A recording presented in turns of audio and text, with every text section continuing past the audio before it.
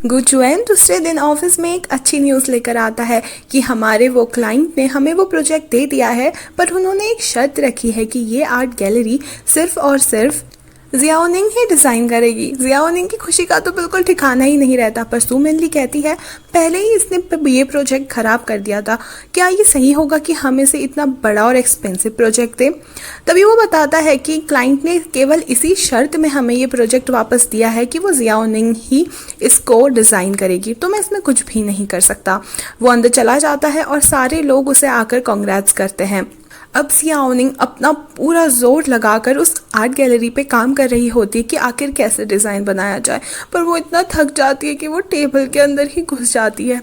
उतना वहाँ पे गुचुएन आता है और बोलता है क्या तुम फंस गई हो। वो कहती है हाँ, मैं शायद सच में फंस चुकी हूँ बॉस, मुझे कुछ भी समझ नहीं आ रहा। तभी गुचुएन बोलता है ठीक है मेरे कैबिन पे आओ, हम साथ में बैठ के डिज़ाइन देखते हैं। तब वो उसके कैबिन पे आती है और वो उसे सारी चीज़ें बताती है कि आखिर वो ओनर उस दीवार को क्यों रखना चाहती है। गुचुएन तभी बोलता है अच्छा, तो तभी वो क्लाइंट कह रही थी कि मेरी जो प्रॉब्लम है वो केवल और केवल जियाओनिंग ही समझ सकती है। वो इसी वजह से कह रही थी कि तुम दोनों ने ही कोई ना कोई इम्पोर्टेंट अपनी लाइफ में खोया है।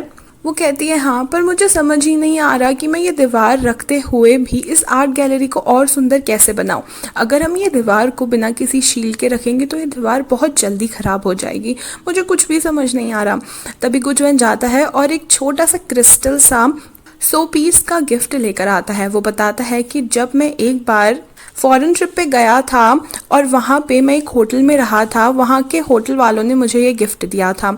जिस टाइम पे मैं उस होटल में रहा था वहाँ पे बहुत सुंदर स्नोफॉल हो रहा था और बिल्कुल इसी की तरह वहाँ पे सीन था। जब भी मैं इस गिफ्ट को देखता हूँ मुझे उसी टाइम की और उसी जगह की याद आती है। ये देखते ही जियाओनिंग आइडिया ले लेती है कि अच्छा, तो हमें दीवार के आसपास ग्लास सील लगानी चाहिए ताकि वो डिज़ाइन भी हमें दिखता रहे जो उनके बच्चे ने बनाया है, और साथ ही वो दीवार भी सुरक्षित रहे। बॉस आप तो बहुत इंटेलिजेंट हो। और इतने में डोरबेल बजती है और वो बताता है कि मैंने खाना ऑर्डर किया है, खाना खाते खाते हम लोग डिज़ाइन फाइनलाइज करते हैं। वो खाना लेके आती है। गुचुएन पूरी रात भर बैठकर उसकी हेल्प करता है और साथ ही उसके साथ खाना भी खाता है। दूसरे दिन वो लोग वही क्लाइंट से मिलने जाते हैं उसी दीवार की जगह पे, और वो बताती है कि मैं इस दीवार के आसपास एक ग्लास शील्ड लगाऊंगी जिससे ये प्रोटेक्ट हो जाएगी। पर फिर भी क्लाइंट लोग बोलते हैं कि ये तो सिर्फ आइडिया है तुम्हारा, हमें कोई स्पेसिफिक डिज़ाइन बताओ। क्या तुमने अभी तक का कोई स्पेसिफिक डिज़ाइन नहीं बताया। जियाओनिंग बहुत नर्वस हो जाती है इस बात पे। तभी गुचुएन बात संभालते हुए कहता है कि मैं आपको स्पेसिफिक डिज़ाइन बताता हूँ। दरअसल हम ये करेंगे कि हम इस दीवार को सुरक्षित रखने के लिए इसके आसपास ग्लास पैनल लगा देंगे। ग्लास इतना पतला मटेरियल होता है कि हम उसके आर पार देख सकते हैं और साथ ही इतना मजबूत भी होता है कि वो इस दीवार को हमेशा सुरक्षित रखेगा। साथ ही हम इसमें AI इंटेलिजेंस डालेंगे जिससे हम आपके बच्चे की सारी मेमोरीज एक वीडियो की तरह इस गैलरी पे चलाएंगे। यही हमारा आर्ट डिज़ाइन है आपकी इस आर्ट गैलरी के लिए। ये सुनते ही क्लाइंट्स लोग बहुत खुश हो जाते हैं। वो बोलते हैं हमने बिल्कुल सही फैसला लिया आप लोगों के हाथ में अपना ये आर्ट गैलरी का डिज़ाइन देख के, और वो वहाँ से चले जाते हैं। गुचुएन और जियाओनिंग खुद से ही बात करते हैं और जियाओनिंग बोलती है thank you so much boss, आज आपकी वजह से मैं बच गई और आपने मेरी बहुत हेल्प की है। तभी गुचुएन कहता है हाँ ठीक है, पर ऐसे ही हार्ड वर्क करते रहना। चलो अब जल्दी घर चले जाते हैं वरना सूरज बस जाने ही वाला है। तभी वो बोलती है कि दरअसल सूरज कहीं जाता नहीं, बस हम उसे देखना बंद कर देते हैं क्योंकि अर्थ रोटेट करती है।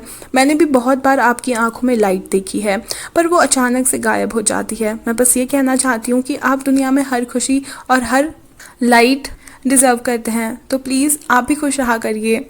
लाइफ में बहुत सारी प्रॉब्लम्स होती हैं पर कम से कम हमारे पास कुछ मोमेंट्स होते हैं जिसकी वजह से हम खुश रह सकते हैं। हमें उन मोमेंट्स को सहारना चाहिए और खुश रहना चाहिए। और दोनों अपने अपने घर चले जाते हैं, पर घर जाने के बाद भी दोनों के दोनों ही एक दूसरे के बारे में सोच रहे होते हैं। जियाओनिंग गुचुएन को एक फ़ोटो भी भेजती है जो कि फर्स्ट सेल्फी होती है गुचुएन की उसके साथ, और वो यहाँ तक कि उस सेल्फी में स्माइल भी कर रहा होता है। गुचुएन भी काफ़ी ज़्यादा सोच रहा होता है जियाओनिंग के बारे में।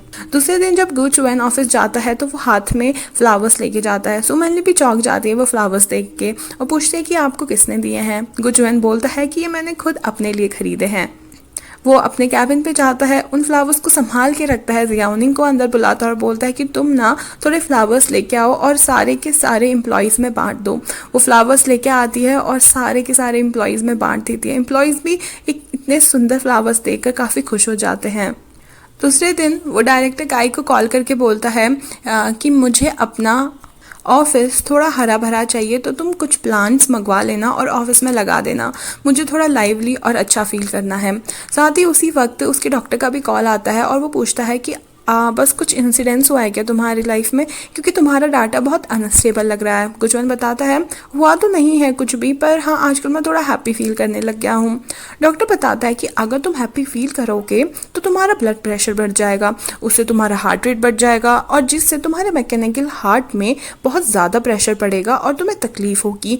पर ये बहुत स्ट्रेंज है कि कुछ दिख नहीं रहा है ऐसा, तुम्हारा हार्ट तो बिल्कुल नॉर्मल फंक्शन कर रहा है। यहाँ पे डॉक्टर भी काफ़ी कंफ्यूज होता है कि ऐसा क्यों हो रहा है, पर वो फिर भी कहता है कि हैप्पी होना सेहत के लिए अच्छा होता है, तो तुम ऐसे ही हैप्पी रहना। दूसरे दिन जब वो ऑफिस जाता है, सुमनली वहाँ आती है और बताती है कि हमारे रिसोर्ट वाले प्रोजेक्ट में थोड़ा और टाइम लगने वाला है और शायद वो टाइम पे नहीं बन पाएगा और हम उस प्रोजेक्ट को जिन एन अवार्ड के लिए नहीं दे पाएंगे, तो हमें आगे 2 साल और रुकना पड़ेगा। गुजवन मनी मन सोचता है कि 2 साल, शायद तब तक का तो मैं जिंदा भी ना रहूं, आखिर ऐसे कैसे चलेगा। वो बोलता है कि पर ये अवार्ड मेरा एंड लाइन है। सुमनली बोलती है आप अभी भी जवान हो, भले आपका एंड लाइन कैसे हो सकता है। वो बताता है कि हर किसी की अलग अलग लाइफ स्टोरी होती है, मेरी भी एक स्टोरी है और बस वो अवार्ड मेरा एक एंड लाइन है। सुमनली वहाँ से चली जाती है कह के कि ठीक है, फिर हम लोग जल्द से जल्द उसमें काम करने की कोशिश करेंगे। पर ये भी बोल के जाती है कि आज आपका ऑफिस बहुत ज़्यादा हरा भरा और लाइवली लग रहा है, काफ़ी सुंदर लग रहा है आपका ऑफिस। इतने में गुचुएन बाहर आता है और सबको बोलता है कि जैसे कि हमें काफ़ी अच्छे प्रोजेक्ट मिले हैं इस महीने, मैं एक पार्टी दे रहा हूँ और सारे लोग वहाँ पे टाइम पे पहुँच जाना। जैसे वो अंदर जाते हैं अनाउंस करके, सुमनली वहाँ आती है और जियाओनिंग से कहती है कि तुम उस पार्टी में नहीं आ सकती क्योंकि तुमने तो अभी तक का अपना आर्ट गैलरी का डिज़ाइन ख़त्म ही नहीं किया है। डायरेक्टर काई वहाँ पे जियाओनिंग के सपोर्ट में आता है और बोलता है कि वो टाइम पे ख़त्म कर लेगी। सुमनली फिर भी कहती है कि तुम मेरे मुंह लग रहे हो, जब मैंने एक बार मना कर दिया है तो जियाओनिंग नहीं आएगी। वो जियाओनिंग से कहता है क्या तुम ख़त्म कर सकती हो पार्टी से पहले, और वो बोलती है हाँ मैं ख़त्म कर लूँगी पार्टी से पहले हार्डवर्क करके। और सुमनली का मुंह बहुत बुरी तरह उतर जाता है, वो अपने सीट पे वापस चली जाती है, पर उसके मुंह पे चिढ़ और गुस्सा साफ दिखाई दे रहा है। यहाँ गुचुएन जब बाहर निकल रहा होता है, वो देखता है कि टेंगजू गिफ्ट लाया है जियाओनिंग के लिए एक बहुत सुंदर सा पेंडेंट और वो उसे पहना रहा है। ये देखते ही गुचुएन बहुत ज़्यादा जेलस हो जाता है। घर जाने के बाद भी वो इसी चीज़ के बारे में सोचता है और जियाओनिंग को मैसेज करता है कि तुम क्या कर रही हो। जियाओनिंग बोलती है कि मैं कल आपके लिए पार्टी के लिए खाना प्रिपेयर कर रही हूँ, क्योंकि शायद आपको वो खाना सूट ना करे जो वहाँ पे बनता है। इतने में ही वो उसे कॉल करता है और बोलता है तुम्हें क्या लगता है कि मैं बहुत नखरे दिखाने वाला हूँ? हाँ, क्या मैं खाने में नखरे दिखाता हूँ? वो बोलती है नहीं बॉस, आप नखरे नहीं दिखाते, पर शायद आपको वहाँ का खाना सूट ना करे, इसलिए मैं प्रिकॉशन के लिए आपके लिए घर से अच्छा और हेल्दी खाना बना कर ले जा रही हूँ। ये सुनकर तो गुचुएन भी स्माइल करने लगता है। गुचुएन तभी जियाओनिंग को ऑर्डर देता है कि कल तुम उन लोग के साथ बस पे मत जाना, जबकि मेरे साथ मेरी कार पे आना। वो बोलती है क्यों, पर सारे लोग तो बस पे जाने वाले हैं ना ऑफिस में मिलने के बाद। वो बोलता है मेरे पास सेम टाइप के क्लोथ्स हैं, वही सूट टाई वगैरह, मुझे कोई नए कपड़े खरीदने हैं, आखिर हम लोग वेकेशन पे जा रहे हैं। वो कहती है ठीक है, और फिर दोबारा से उसके लिए खाना बनाने लग जाती है। दूसरे दिन दोनों सबसे पहले जाते हैं शॉपिंग पे मॉल पे, और वहाँ पे वो एक ट्रैक सूट पसंद करता है। तभी वहाँ की एम्प्लॉय बोलती है कि ये ट्रैक सूट मैचिंग है, यह आपके बॉयफ्रेंड के साथ मैच करेगा। जियाओनिंग घबरा कर बोलती है नहीं ऐसा कुछ नहीं है, क्योंकि उसे तो पता है ना गुचुएन उसका बॉयफ्रेंड नहीं है। पर गुचुएन दूर से बोलता है अरे ट्राई कर लो, अगर अच्छा लगेगा तो हम दोनों खरीद लेंगे। जैसे ही वो दोनों उन चीज़ों को ट्राई करते हैं, वो दोनों साथ में बहुत ही ज़्यादा अच्छे लग रहे होते हैं। गुचुएन बोलता है पूरा आउटफिट तो अच्छा लग रहा है, पर तुमने जो गले में पेंडेंट पहना है ना, वो इसके साथ मैच नहीं कर रहा। और फिर जियाओनिंग को वो पेंडेंट उतारना पड़ता है। ये देख गुचुएन खुश हो जाता है कि उसने टेंगजू का पेंडेंट आखिरकार उतार ही लिया अपने गले से, और वो दोनों के लिए ट्रैक सूट खरीदता है और दोनों निकल पड़ते हैं अपने मिनी वेकेशन के लिए। वहाँ पे सारे के सारे एम्प्लॉयज़ भी पहुँच चुके होते हैं और सुमनली अभी भी गुचुएन को ढूंढ रही होती है। तभी डायरेक्टर काई बताते हैं कि वो तो जियाओनिंग के साथ आ रहा है।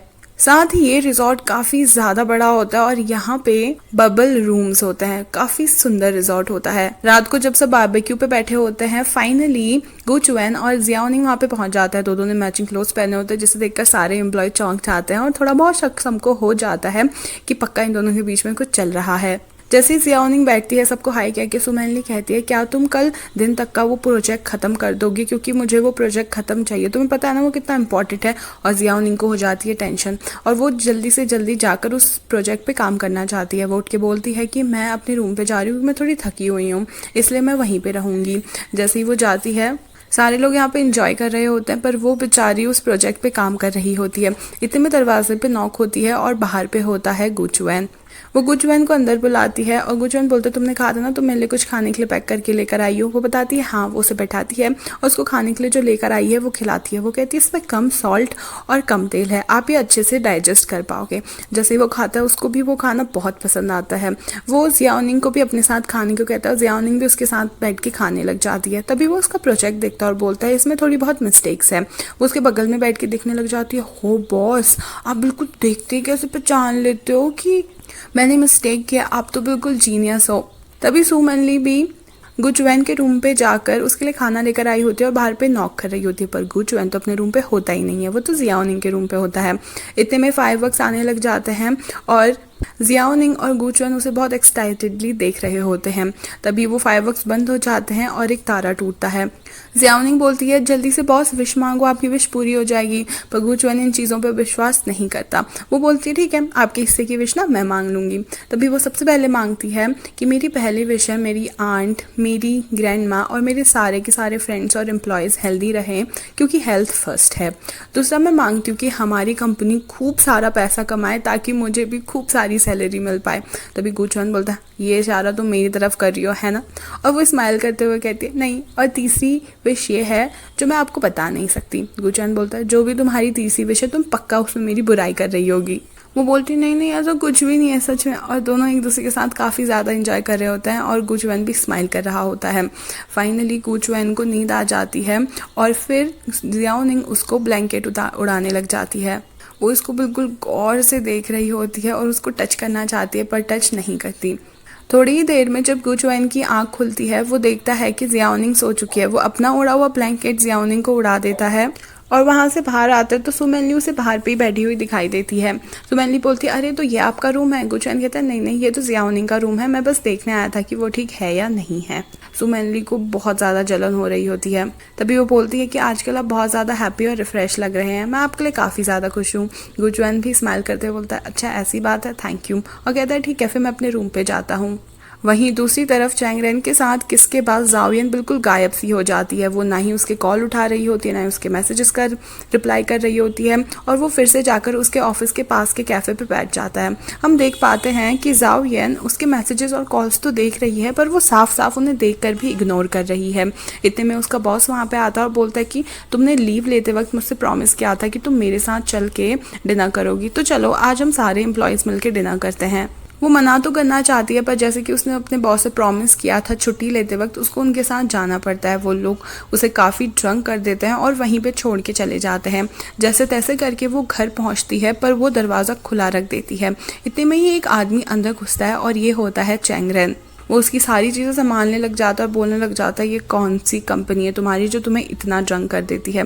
इतने में उसकी भी आंखें खुल जाती है और वो देख रही होती पर देख नहीं पाती। तभी वो अपने सर पे हेयर बैंड लगाती ताकि उसके बाल पीछे हो जाएं और देखती है कि ये तो चैंगरेन है। वो चैंगरेन को बैठा के बोलती है मेरी बात सुनो, मुझे तुमसे कुछ इंपॉर्टेंट बात करनी है। वो बिल्कुल टल्ली होती है।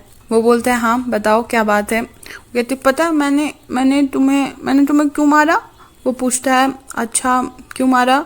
कहती है वो तो मुझे भी नहीं पता मैंने तुम्हें क्यों मारा, पर तुम यहाँ पे क्या कर रहे हो। पता है मैंने हमेशा से बचपन से ये सोचा था कि मैं अगर कोई फाइटिंग सीखूंगी तो मैं खुद को प्रोटेक्ट कर सकती हूँ, पर अब फील होता है कि तुम खुद को कभी प्रोटेक्ट कर ही नहीं सकते। और वो गिरने वाली होती है। तभी चैंगरेन जाके उसे होल्ड करता है, बोलता है तभी इसीलिए मैं हूं ना तुम्हें प्रोटेक्ट करने वाला। उसे गले लगकर बोलती है मैं जब सारी लड़कियों को देखती थी ना, मैं सोचती थी मैं इनसे बहुत डिफरेंट हूँ, मुझे किसी की भी ज़रूरत नहीं है। मैं जल्द से जल्द बड़ा होना चाहती थी ताकि मैं अपनी फ्री लाइफ जी सकूं। पर अब मुझे लग रहा है कि मैं तो उनसे भी ज़्यादा बुरी हूँ। मैं बहुत ही ज़्यादा एवरेज लड़की हूँ, मुझ में कुछ भी स्पेशल नहीं है। चैंगरन कहता है तुम मेरे लिए बहुत स्पेशल हो। वो तभी कहते मुझे गाना गाना है। वो बोलता है अच्छा ठीक है गाना गाओ, और उसे हक करके गाना गाने लगती है। जब दूसरे दिन उसकी आँख खुलती है, वो सोचती है ये क्या हो रहा है। उसके सर में बहुत दर्द होने लगता है। जैसे ही वो अपना कंबल नीचे फेंकती है, एक आवाज़ आती है। जैसे ही वो नीचे देखती है, वहाँ पे चैंगरन सोया होता है। वो बोलती है तुम यहाँ पे क्या कर रहे हो। तभी वो बताता है कि कल रात तुम बहुत ड्रंक थी और तुमने दरवाज़ा खुला छोड़ दिया था। अगर कोई और गंदा इंसान आ जाता तुम्हारे घर पे तो क्या होता। अच्छा हुआ वो मैं था और मैंने तुम्हें प्रोटेक्ट किया है। वो कहती है अच्छा ठीक है, अब प्रोटेक्ट कर लिया ना, थैंक यू सो मच, और अब तुम यहाँ से चले जाओ। वो कहते हैं नहीं, मैंने तो आज की छुट्टी ले लिया ऑफिस से ताकि मैं तुम्हारा ख्याल रख सकूं। उसे बोलते हैं मैं तुम्हें साफ साफ समझा रही हूँ नहीं। वो कहता है पर तुम मेरी गर्लफ्रेंड हो, आखिर मैं तुम्हारा ख्याल नहीं रखूंगा तो और कौन रखेगा। बोलती गर्लफ्रेंड मैं नहीं हूँ। वो कहता है नहीं, तुम्हें पता नहीं है पर तुम हो। वो कहती है मैं नहीं हूँ तुम्हारी गर्लफ्रेंड। और तभी वो कहता है और हमने किस की है, तुम ऐसा क्यों कर रहे हो। जाओयन बोलती है देखो हमने किस की, तुम्हारा एक ड्रीम था मुझे किस करना, तुम्हारा वो ड्रीम पूरा हो गया तो कॉन्ग्रेचुलेशंस। वो कहता है ऐसा कुछ भी नहीं है, मैं तुमसे सच में प्यार करता हूँ, मुझे एक मौका दो, तुम ना मेरे प्यार में पागल हो जाओगी। और तभी वो उसको किस करने के लिए आगे बढ़ता है। वो भी उसे किस करने ही वाली होती कि वो कहती है सीधे घर से बाहर निकल जाओ, और उसे वहां से बाहर जाना ही पड़ता है। यहाँ दूसरी तरफ वो लोग सारे के सारे मिलके कहीं घूमने का प्लान बनाते हैं और सब लोग अपनी अलग अलग जगह चुनते हैं घूमने के लिए। सब लोग सुमनली से पूछते हैं कि तुम कहाँ जाना चाहती हो। वो बोलती है पता नहीं, मैंने अभी डिसाइड नहीं किया। वो गुचुएन से पूछते हैं तो गुचुएन कहता है मैं शायद यहीं कहीं पे वॉक कर लूँगा, मैं इन किसी जगह पे भी नहीं जाऊंगा। अब जब जियाओनिंग से पूछने लगता है तो वो तो हमेशा की तरह कंफ्यूज्ड ही होती है। तभी गुचुएन बोलता है तुम ऐसा करो मेरे साथ आओ, कल तुमने प्रोजेक्ट में ना बहुत सारी मिस्टेक्स की थी तो वो सुधारनी, और वो उसे अपने साथ लेकर चले जाता है। पर वो उसको प्रोजेक्ट समझाने की बजाय एक टैक्सी में कहीं ले जा रहा होता है। वो उसे पूछती है कि आप मुझे कहाँ ले जा रहे हो, पर वो उसे कुछ भी नहीं बताता। और यहीं पे इस पार्ट का एंड हो जाता है। आखिर गु चुएन उसे कहाँ ले जा रहा है और क्यों। क्या जाओयन कभी भी चैंगरेन को अपना बना पाएगी? ये सारी चीज़ें नेक्स्ट पार्ट में ज़रूर पता चलेंगी, तो please subscribe to my channel और कमेंट में ज़रूर बताना कि आपको ये ड्रामा आखिर कैसा लग रहा है। Thank you so much for watching, bye bye.